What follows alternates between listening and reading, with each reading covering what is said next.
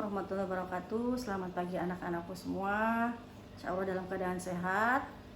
Sebelum kita memulai aktivitas kita hari ini, lebih dahulu kita membaca doa menurut agama dan kepercayaan masing-masing. Berdoa dimulai.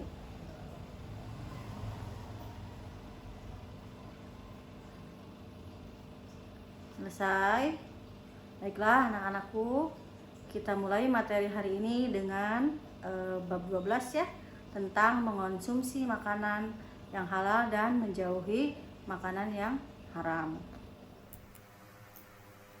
Oke, peta konsepnya seperti ini ya, bisa kalian lihat. Ada ketentuan halal atau haramnya makanan dan minuman. Halal seperti apa, haramnya seperti apa, terus manfaatnya apa, dan dampak negatifnya untuk tubuh kita apa ketika kita mengonsumsi makanan yang haram. Ini kriteria makanan dan minuman halal berdasarkan Al-Quran.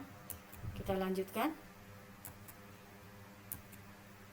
Oke, di sini terlihat gambar makanan halal yang di-checklist dan minuman haram yang bertanda silang, artinya jelas dilarang. Definisi makanan dan minuman berdasarkan surat Al-Maidah ayat 88, kita harus mengonsumsi makanan yang halal dan thayyib atau baik. Makanan halal adalah makanan yang dan minuman yang baik yang dapat memelihara diri kita.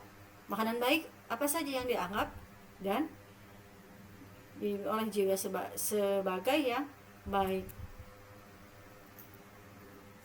Dalil nakli tentang kehalalan makanan yaitu terdapat dalam Quran surat Al-Maidah ayat 88 yang berbunyi, A'udzubillahi minasyaitonirrajim. Bismillahirrahmanirrahim. Wa kulu mimma razaqakumullahu halalan thayyiban wattaqullaha allazi antum bihi mu'minun. Artinya, dan makanlah dari apa yang telah diberikan Allah kepadamu sebagai rezeki yang halal dan baik, dan bertakwalah kepada Allah yang kamu beriman kepadanya. Ini ya jenis makanan atau contoh minuman yang halal yang diperbolehkan tentunya untuk dikonsumsi orang atau umat muslim. Mencari sesuatu yang halal hukumnya wajib bagi setiap muslim. Kita lanjut. 3 kriteria makanan dan minuman yang halal. Halal dari segi wujudnya atau zatnya, tidak termasuk makanan yang diharamkan oleh Allah. Halal dari segi mendapatkannya dan halal dalam proses pengolahannya. Jenis-jenis makanan halal menurut wujudnya, yang pertama, makanan yang disebut halal oleh Allah dan Rasulnya berdasarkan hadis. Yang kedua, makanan tidak kotor dan tidak menjijikan. Dan yang ketiga, makanan yang tidak mendatangkan mudarat untuk diri kita. Jenis makanan yang dihalalkan antara lain apa? Yang pertama adalah hewan darat, misalnya kerbau, sapi, kambing, ayam, unggas, dan lain-lain. Atau segala macam hewan yang hidup di laut, misalnya ikan tuna, cumi-cumi, udang, dan lainnya, kecuali yang mengandung racun.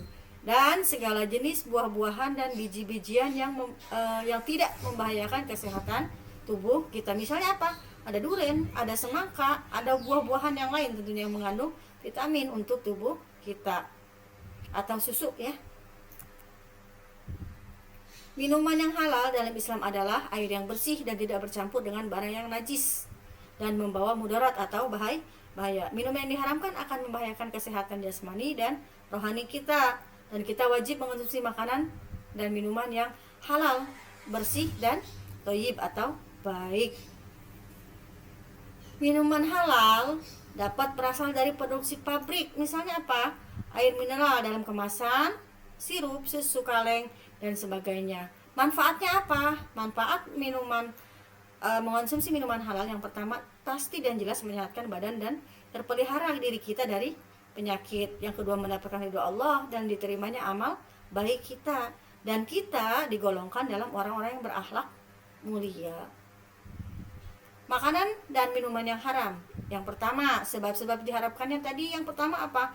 Haram karena cara mendapatkannya, misalnya dengan cara riba atau merampas harta anak yatim, hasil korupsi, dan lain-lain yang termasuk haram ke dalam cara mendapatkannya. Yang kedua, haram karena substansi barangnya. Haram dalam substansi barangnya dapat dikategorikan dalam dua macam, yaitu jamad dan hayawan atau hewan. Kita lihat ini ya, haram yang berwujud benda mati atau bangkai, haram yang berwujud hewan karena hal-hal berikut. Misalnya, karena disuruh membunuhnya, seperti apa? Ular, gagak, tikus, anjing, dan burung elang. Haram karena kita dilarang membunuhnya. Misalnya apa? Semut, lebah, burung hudhud, dan burung suradi. Haram karena ada dalil yang melarangnya, seperti himar, hewan bertaring, burung berkuku tajam.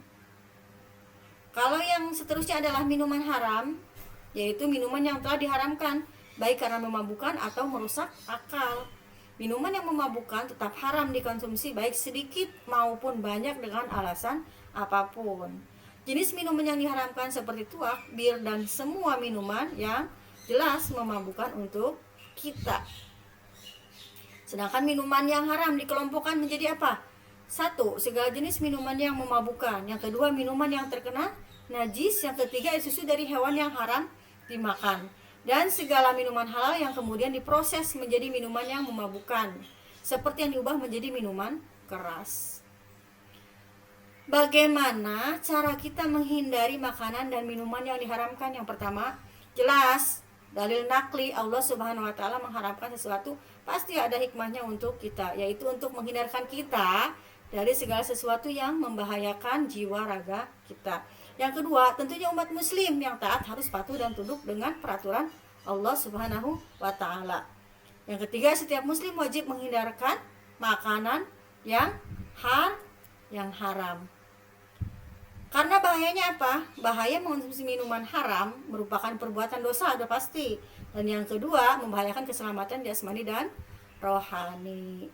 Demikian materi untuk hari ini. Mudah-mudahan kita semua termasuk dalam kategori orang-orang yang bertakwa, dan kita semua terhindar dari makanan dan minuman yang tidak baik atau makanan dan minuman yang haram. Dan insya Allah semua yang di tubuh kita termasuk ke dalam makanan yang halal. Amin, Allahumma amin. Terima kasih Bu ucapkan. Billahi taufiq wal hidayah. Assalamualaikum warahmatullahi wabarakatuh.